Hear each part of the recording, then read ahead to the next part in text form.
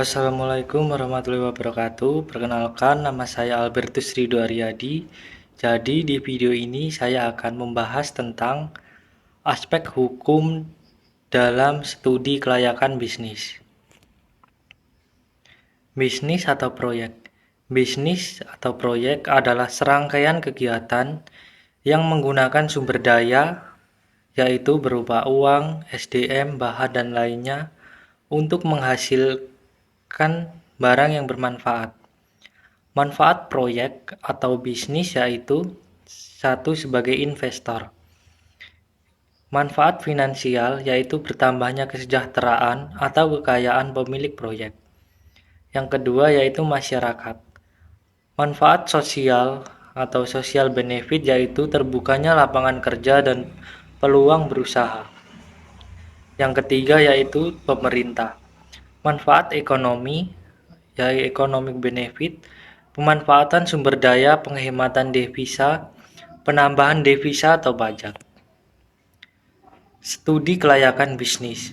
Jadi, studi kelayakan bisnis adalah penelitian yang mendalam terhadap suatu ide bisnis tentang layak atau tidaknya ide tersebut untuk dilaksanakan.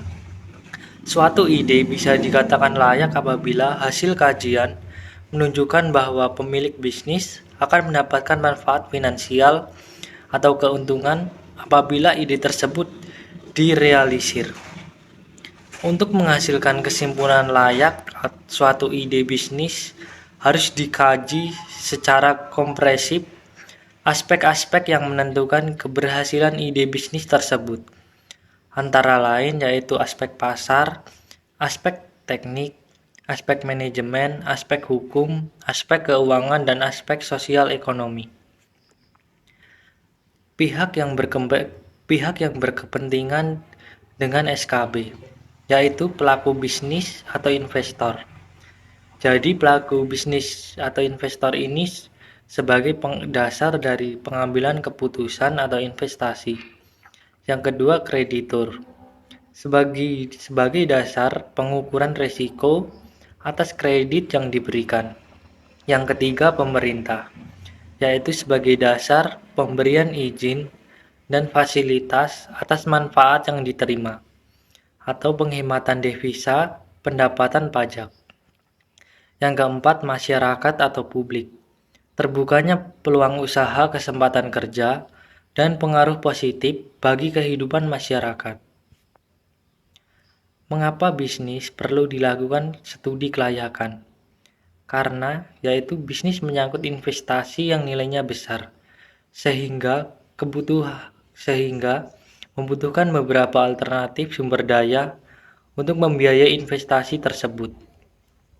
Yang kedua, bisnis menyangkut jangka waktu yang lama, nilai yang besar tersebut terikat dalam waktu yang lama, tidak bisa secara cepat ditarik kembali.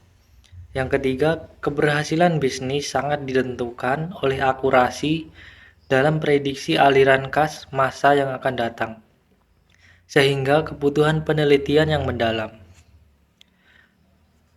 Yang selanjutnya yaitu identifikasi peluang bisnis. Tahap pertama yaitu menentukan atau mencari ide bisnis dalam melakukan pengamatan lingkungan industri, sosial, ekonomi, atau perilaku konsumsi masyarakat. Misalnya, mengkaji bahan atau material melimpah dalam suatu wilayah, kemudian mengkaji produk impor untuk dibuat barang substitusi impor dalam negeri. Misalnya gula pasir mendorong munculnya pabrik gula. Ketiga, kemudian mengkaji suatu industri untuk dibuat barang. Kemudian keempat, perkembangan atau temuan teknologi. Yang keempat yaitu perilaku konsumsi masyarakat. Siklus dari pelaksanaan bisnis proyek. Yang pertama yaitu implementasi rencana bisnis. Kemudian kita dapat mengidentifikasi peluang usaha. Lalu peluang usaha ini bisa kita mengkaji peluang bisnis. Kemudian perumusan rencana bisnis dari merumuskan ide, menjadi rencana bisnis, kemudian menilai aspek-aspek yang menentukan keberhasilan bisnis, kemudian pemilihan alternatif untuk menentukan pemilihan alternatif, dan kemudian implementasi rencana bisnis. Aspek-aspek studi kelayakan. Aspek pasar dan pemasaran. 1. Mengkaji potensi penjualan industri dan potensi penjualan produk atau jasa yang direncanakan.